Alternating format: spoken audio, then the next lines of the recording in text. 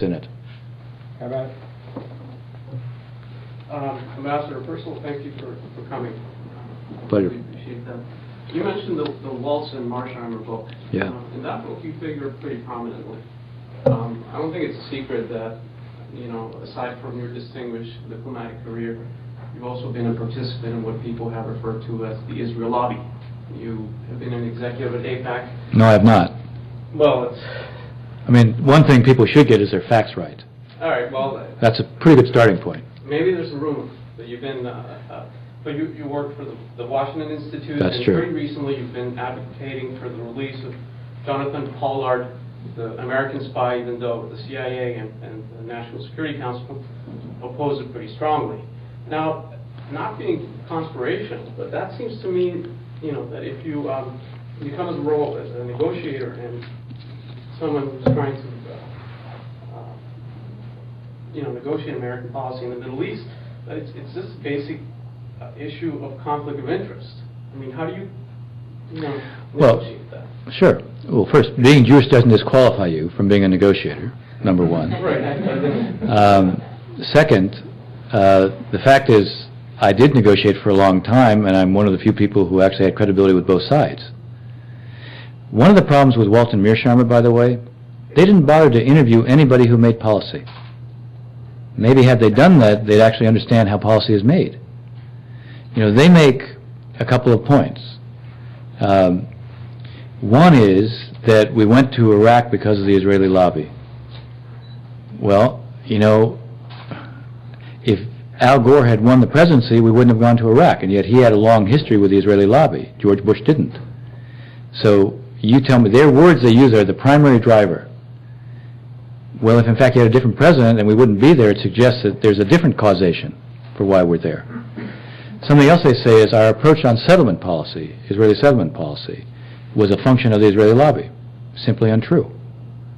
In the first Bush administration, of which I was a part, and actually, probably the leading conceptualizer of what we did, we actually didn't provide the Israelis loan guarantees, the $10 billion loan guarantees, even though this was pretty fundamental to the Israelis, especially at the time when the Soviet Union had opened the floodgates to Jewish immigration.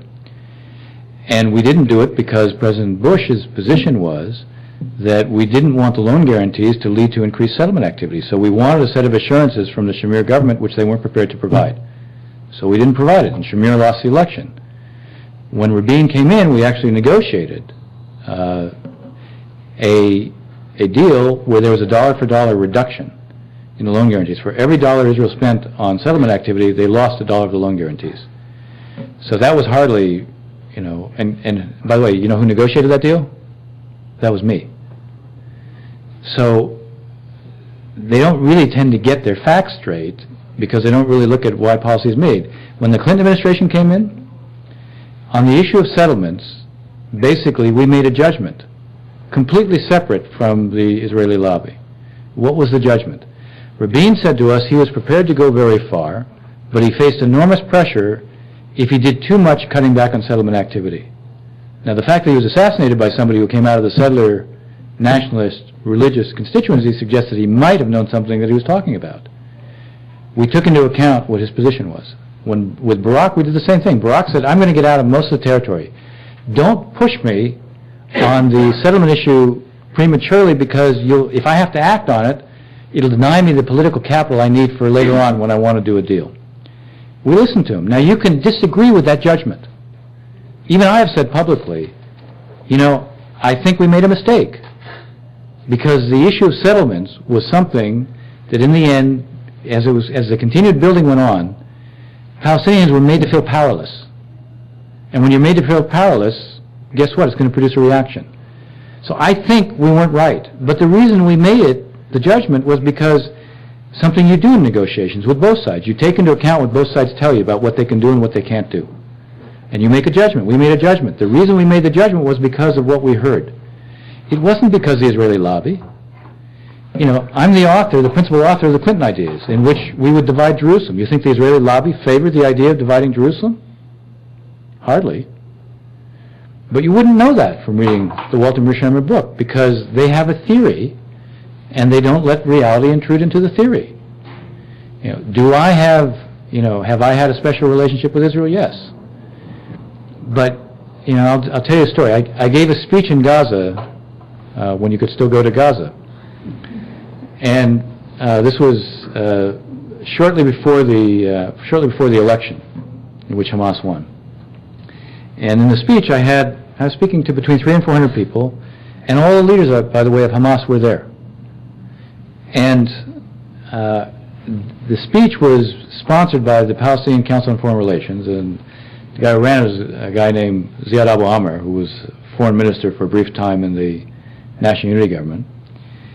And he organized a one-day conference where the people who spoke in the morning was the Russian negotiator representing Russia, and then the EU negotiating representing the EU. Because the U.S. didn't have a negotiator, he invited me.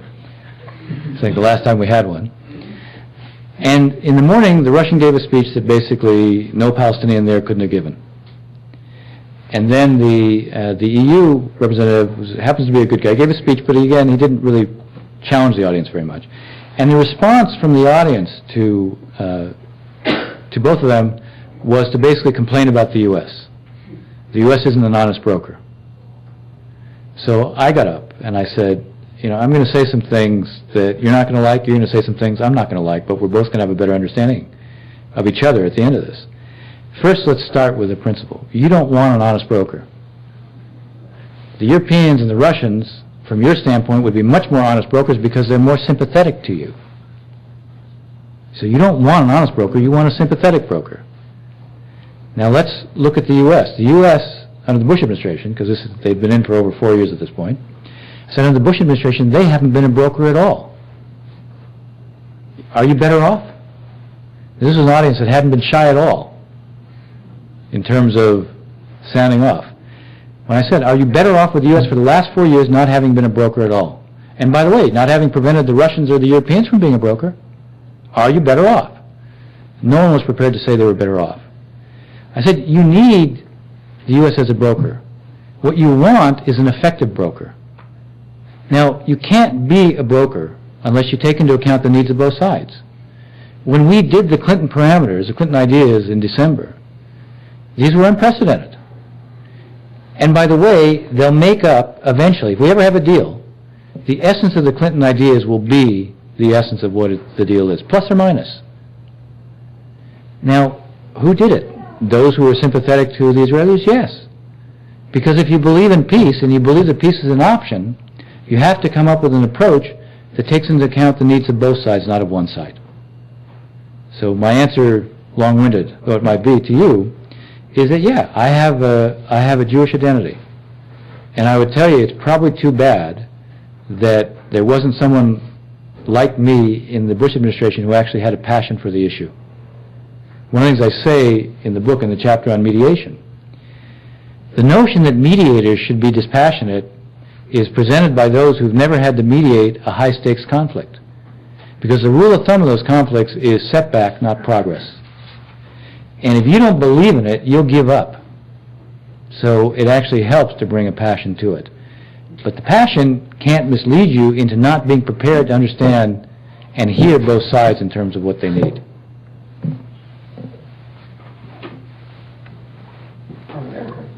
Yeah.